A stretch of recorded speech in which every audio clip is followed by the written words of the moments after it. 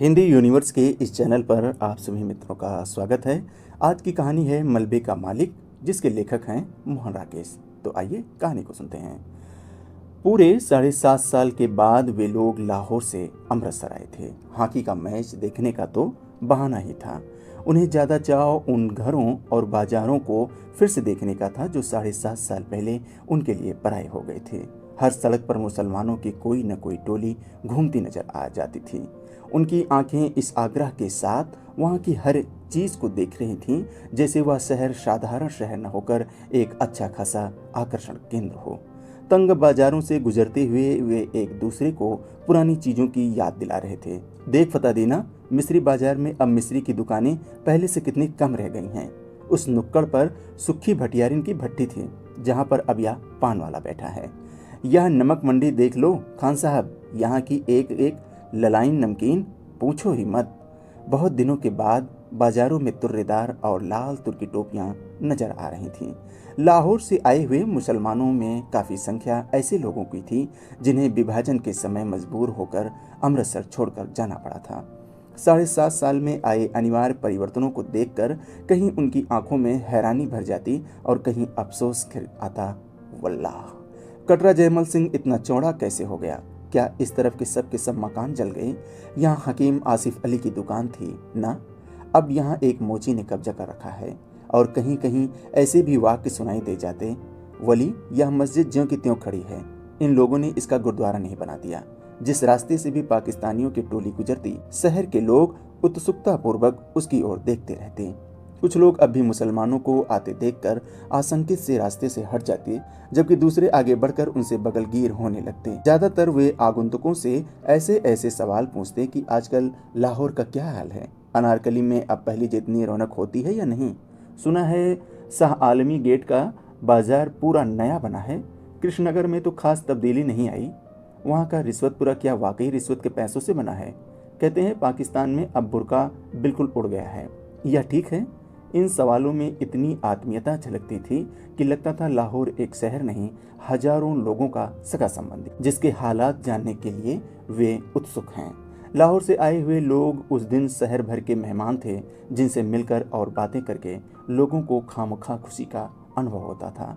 बाजार बांसा अमृतसर का एक उपेक्षित सा बाजार है, जो विभाजन के पहले गरीब मुसलमानों की बस्ती थी। वहाँ ज़्यादातर बांस और शहतीरों की ही दुकानें थीं, जो सब की सब एक ही आग में जल गई थीं। बाजार बांसा की वह आग अमृतसर की सबसे भयानक आग थी, जिससे कुछ देर के लिए तो सारे शहर के जल जाने का अंदेशा पैदा हो गया था। बाजार बांसा के आसपास के कई मोहल्लों को तो उस आग ने अपनी लपेट में ले लिया था। खैर, किसी तरह वह आग काबू में तो आ गई, पर उसमें मुसलमानों के एक एक घर के साथ हिंदुओं के भी 4-4 6-6 घर जलकर राख हो गए।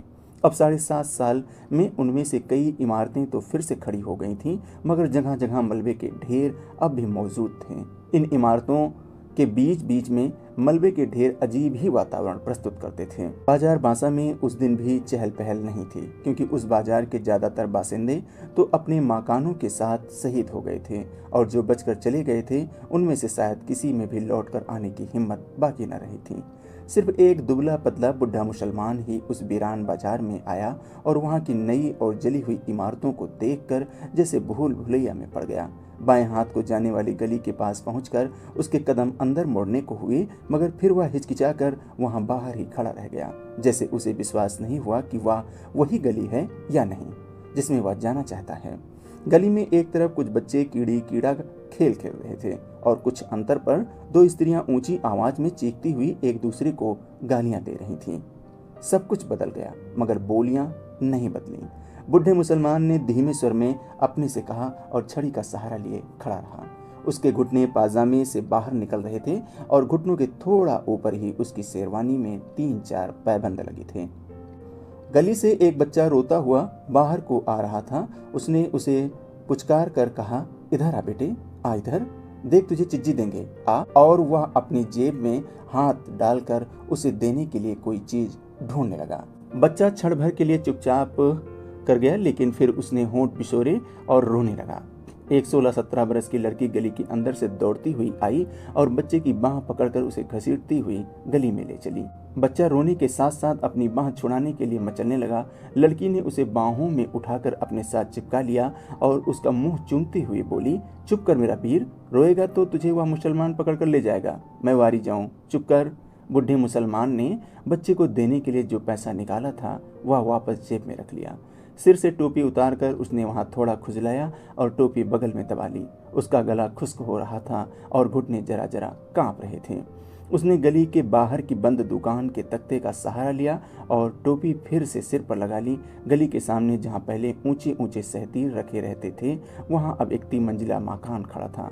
सामने बिजली के तार पर 2 मोटी मोटी चीलें बिल्कुल जड़ होकर बैठी थीं। बिजली के खंभे के पास थोड़ी धूप थी। वह कई पल धूप में उड़ते हुए जर्रों को देखता रहा। फिर उसके मुंह से निकला, या मालिक। एक नौयुवक चाबियों का गुच्छा घुमाता हुआ गली की ओर आया और बुढ़े को खड़े देखकर उसने रुककर पूछा, कहिए मियाँ जी, यहाँ किस तरह खड़े हैं? बूढ़े मुसलमान की छाती और बाहों में हल्की सी कपकपी हुई और उसने होठों पर जबान फेर कर नौयुवक को ध्यान से देखते हुए पूछा, बेटे तेरा नाम मनोरी नहीं है? नौयुवक ने चाबियों का गुच्छा हिलाना बंद करके मुट्ठी में ले लिया और आश्चर्य के साथ पूछा, आपको मेरा नाम कैसे पता है? 7.5 साल पहले तू बेटे इतना सा था, कहकर बुढ़े ने मुस्कुराने की कोशिश की। आप आज पाकिस्तान से आए हैं? मनोरी ने पूछा। हाँ, मगर पहले हम इसी गली में रहते थे, बुढ़े ने कहा। मेरा लड़का चिरागदीन तुम लोगों का दर्जी था। तकसीम से 6 महीने पहले हम लोगों ने यहाँ अपना नया मकान बनाया था। ओ गनी मियाँ, मनोरी ने पहचान कर कहा। हाँ बेटे, मैं तुम लोगों का गनी मियाँ हूँ। चिराग और उसके बीवी बच्चे तो नहीं मिल सकते, मगर मैंने कहा कि एक बार मकान की सूरत ही देख लूं, और उसने टोपी उतारकर सिर पर हाथ फेरते हुए आंसुओं को बहने से रोक लिया। आप तो शायद काफी पहले ही यहाँ से चले गए थे, मनोरी ने स्वर में संवेदना लाकर कहा। हाँ बेटे, यह मेरी बदबख्ती थी कि पहले अकेले निकल कर चला गया। यहाँ रहता तो उनके साथ मैं भी। और कहते कहते उसे एहसास हो आया कि उसे ऐसी बात नहीं कहनी चाहिए। उसने बात मुंह में रोक ली, मगर आंख में आए हुए आंसुओं को बह जाने दिया। छोड़ो गनी मियाँ, अब बीती बातों को सोचने में क्या रखा है, मनोरी ने गनी की बाह पकड़कर कहा। चलो तुम्हें तुम्हारा घर दिखा दूं। गली में खबर इस रूप में फैली थी कि गली के बाहर एक मुसलमान खड़ा है जो रामदासी के लड़के को उठाने जा रहा था। उसकी बहन उसे पकड़कर घसीट लाई, नहीं तो मुसलमान उसे ले गया होता। यह खबर पाते ही जो स्त्रियां गली के पीछे पीढ़े बिछाकर बैठी थीं, वे अपने अपने पीढ़े उठाकर घरों के अंदर चली गईं। गली में खेलते हुए बच्चों को भी उन स्त्रियों ने पुकार पुकार कर घरों में बुला लिया। मनोरी जब गनी को लेकर गली में आया तो गली में एक फेरी वाला रह गया था या कुएं के साथ उगे पीपल के नीचे रखा पहलवान बिखर कर सोया था। घरों की खिड़कियों में से और किवाड़ों के पीछे से अलबत्ता कई चेहरे झांक रहे थे। गनी को गली में आते देखकर उनमें हल्की हल्की चहमगोइयां शुरू हो गईं। दाढ़ी के सब बाल सफेद हो जाने के बावजूद लोगों ने चिरागदीन के बाप अब्दुल गनी को पहचान लिया था। वह था तुम्हारा मकान, मनोरी ने दूर से एक मलबे की ओर संकेत किया। गनी पल भर के लिए ठिठक कर फटी फटी आंखों से उसकी ओर देखता रहा। चिराग और उसके बीवी बच्चों की मौत को वह काफी अरसा पहले स्वीकार कर चुका था, मगर अपने नए मकान को इस रूप में देखकर उसे जो झुंझुनी हुई उसके लिए वह तैयार नहीं था। उसकी जबान पहले से ज्यादा खुश्क हो गई और घुटने भी और ज्यादा कांपने लगे। वह मलबा? उसने अविश्वास के स्वर में पूछा। मनोरी ने उसके चेहरे का बदला हुआ रंग देखा, उसकी बाह को और सहारा देकर ठहरे हुए स्वर में उत्तर दिया, तुम्हारा मकान उन्हीं दिनों जल गया था। गनी छड़ी का सहारा लेते हुए किसी तरह मलबे के पास पहुंच गया। मलबे में अब मिट्टी ही मिट्टी थी, जिसमें जहां तहां टूटी और जली हुई ईंटें फंसी थीं। लोहे और लकड़ी का सामान उसमें से न जाने कब का निकाल लिया गया था।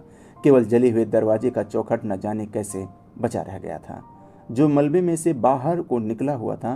पीछे की ओर 2 जली अलमारियां थीं, जिनकी कालिक पर अब सफेदी की हल्की हल्की तह उभर आई थीं। मलबे को पास से देखकर गनी ने कहा, यह बाकी रह गया है यह, और जैसे उसके घुटने जवाब दे गए और वह जले हुए चौखट को पकड़कर बैठ गया। क्षण भर बाद उसका सिर भी चौखट से जा लगा और उसके मुंह से बिलखने की सी आवाज निकली, हाय ओए चिरागदीना। जले हुए किवाड़ का चौखट 7.5 साल मलबे में से सिर निकाले खड़ा तो रहा था, मगर उसकी लकड़ी बुरी तरह भुरभुरा गई थी। गनी के सिर के छूने से उसके कई रेसे झड़कर बिखर गए। कुछ रेसे गनी के टोपी और बालों पर आ गिरे। लकड़ी के रेसों के साथ एक केचुआ भी नीचे गिरा, जो गनी के पैर से 6-8 इंच दूर नाली के साथ लगी ईंटों के पटरी पर सरसराने लगा। वह अपने लिए सुराग ढूंढता हुआ जरा सा सिर उठाता, मगर 2-1 बार सिर पटक कर और निराश होकर वह दूसरी ओर को मुड़ जाता। खिड़कियों में से झांकने वाले चेहरों की संख्या अब पहले से कहीं बढ़ गई थी। उनमें चिहमेगोइयां चल रही थीं कि आज कुछ न कुछ जरूर होगा। चिराग दीन का बाप गनी आ गया है, इसलिए 7.5 साल पहले की सारी घटना आज खुल जाएगी। लोगों को लग रहा था जैसे वह मलबा ही गनी को सारी कहानी सुना देगा कि शाम के वक्त चिराग ऊपर के कमरे में खाना खा रहा था। जब रखे पहलवान ने उसे नीचे बुलाया कि वह 1 मिनट आकर एक जरूरी बात सुन जाए। पहलवान उन दिनों गली का बादशाह था, हिंदुओं पर ही उसका काफी दबदबा रहता था। चिराग तो खैर मुसलमान था। चिराग हाथ का कौर बीच में ही छोड़कर नीचे उतर आया। उसकी बीवी जुबैदा और दोनों लड़कियां किश्वर और सुल्ताना खिड़कियों में से नीचे झांकने लगी। चिराग ने ड्योढ़ी से बाहर कदम रखा ही था कि पहलवान ने उसे कमीज के कॉलर से पकड़कर खींच लिया और गली में गिराकर उसकी छाती पर चढ़ बैठा। चिराग उसका छुरे वाला हाथ पकड़कर चिल्लाया, ना रखे पहलवान, मुझे मत मार, हाय कोई मुझे बचाओ, जुबैदा मुझे बचा। और ऊपर जुबैदा, किश्वर और सुल्ताना हताश स्वर में चिल्लाईं। जुबैदा चीखती हुई नीचे ड्योढ़ी की तरफ भागी। रखे के एक शागिर्द ने चिराग की जद्दोजहद करती हुई बाहें पकड़ ली और रखा उसकी जांघों को घुटने से दबाए हुए बोला, चीखता क्यों है बैंड के, तुझे पाकिस्तान दे रहा हूँ, ले। और जुबैदा के नीचे पहुंचने से पहले ही चिराग को पाकिस्तान दे दिया।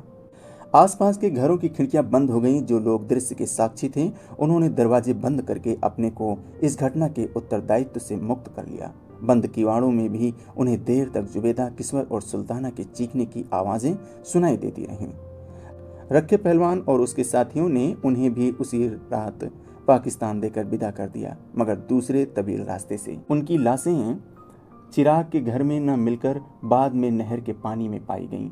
2 दिन तक चिराग के घर की छानबीन होती रही थी। जब उसका सारा सामान लूट जा चुका तो न जाने किसने उस घर को आग लगा दी। रखे पहलवान ने कसम खाई थी कि वह आग लगाने वाले को जिंदा जमीन में गाड़ देगा, क्योंकि उसने उस मकान पर नजर रखकर ही चिराग को मारने का निश्चय किया था।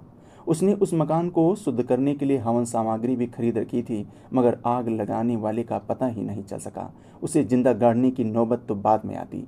अब 7.5 साल से रखा पहलवान उस मलबे को अपनी जागीर समझता आ रहा था, जहाँ न वह किसी को गाय भैंस बांधने देता था और न खोंचा लगाने देता था।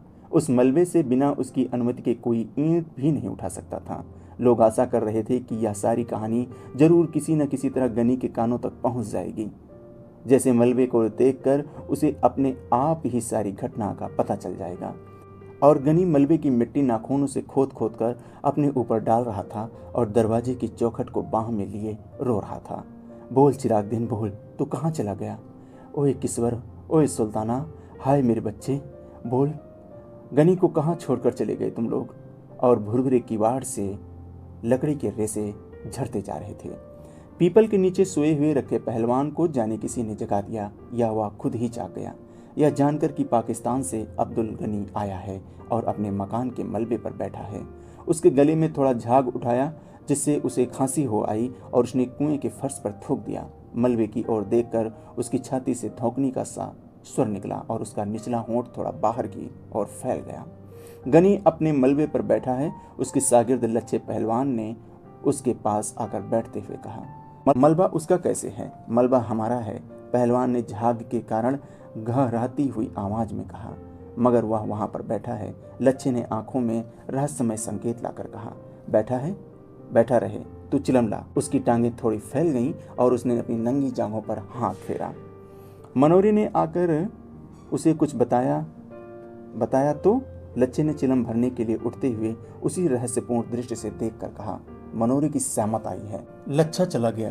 कुएं पर पीपल की कई पुरानी पत्तियां बिखरी थीं। रखा उन पत्तियों को उठा उठाकर हाथों से मसलता रहा। जब लच्छे ने चिलम के नीचे कपड़ा लगाकर उसके हाथ में दिया तो उसने कस खींचते हुए पूछा, और तो किसी से गनी की बात नहीं हुई? नहीं।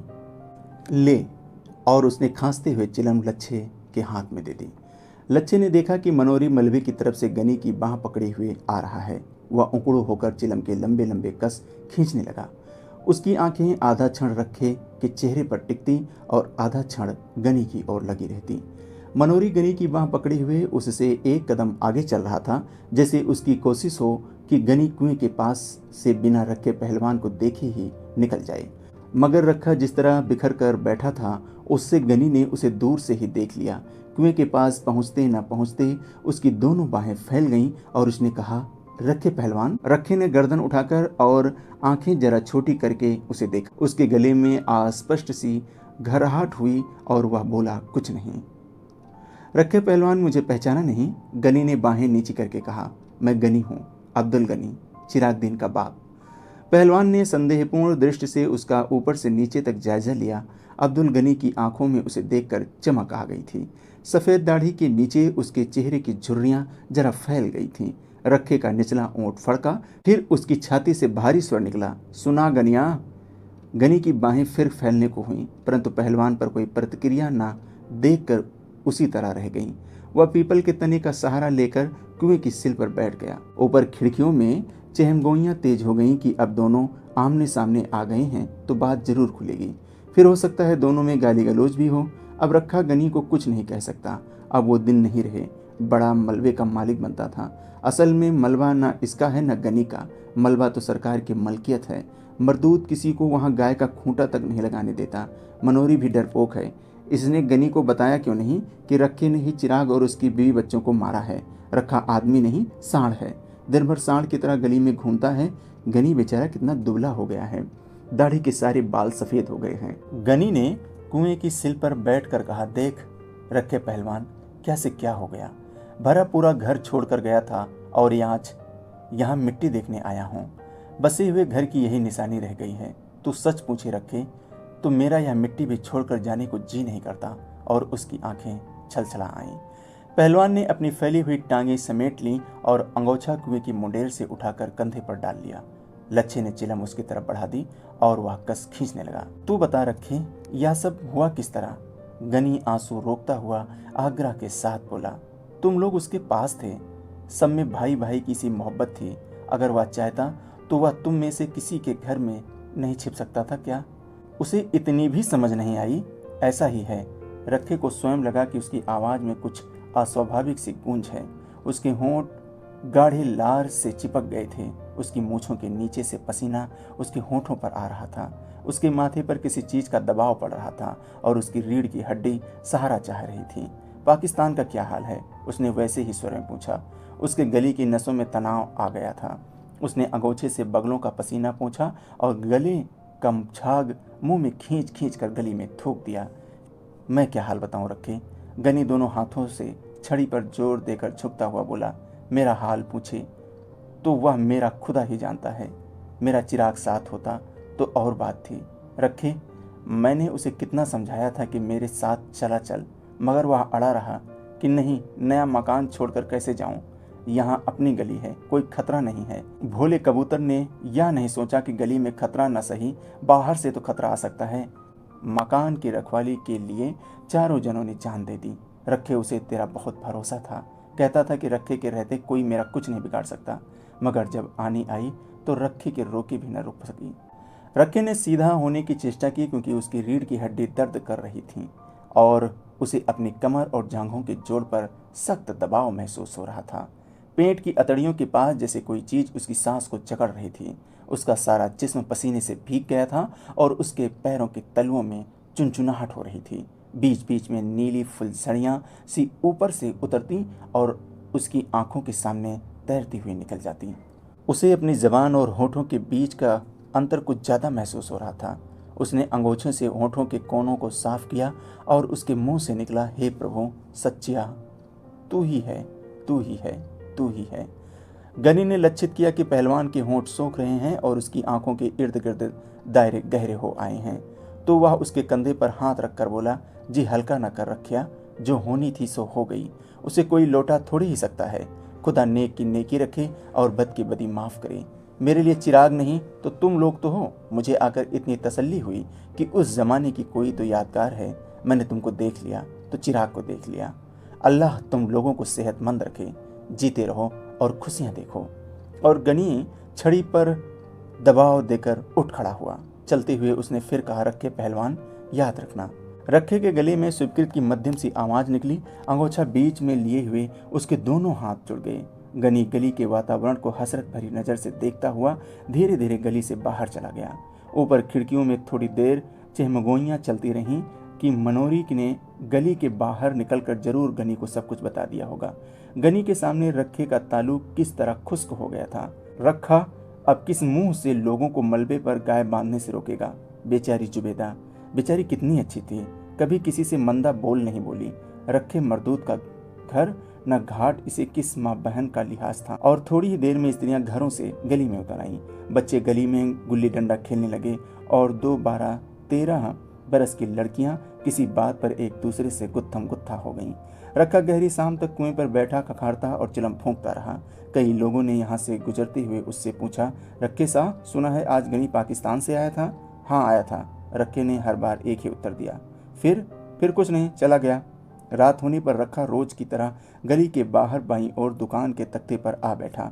रोज अक्सर वह रास्ते से गुजरने वाले परिचित लोगों को आवाज देकर बुला लेता था और उन्हें सट्टे के गुर और सेहत के नुस्खे बताया करता था। मगर उस दिन वह लच्छे को अपनी वैष्णो देवी की उस यात्रा का विवरण सुनाता रहा जो उसने 15 साल पहले की थी। लच्छे को विदा करके वह गली में आया तो मलबे के पास लोकू पंडित की भैंस को खड़ा देखकर वह रोज की आदत के मुताबिक उसे धक्के दे देकर हटाने लगा और भैंस को हटाकर वह सुस्ताने के लिए मलबे के चौखट पर बैठ गया। गली उस समय बिल्कुल सुनसान थी। कमेटी की कोई बत्ती न होने से वहां शाम से ही अंधेरा हो जाता था।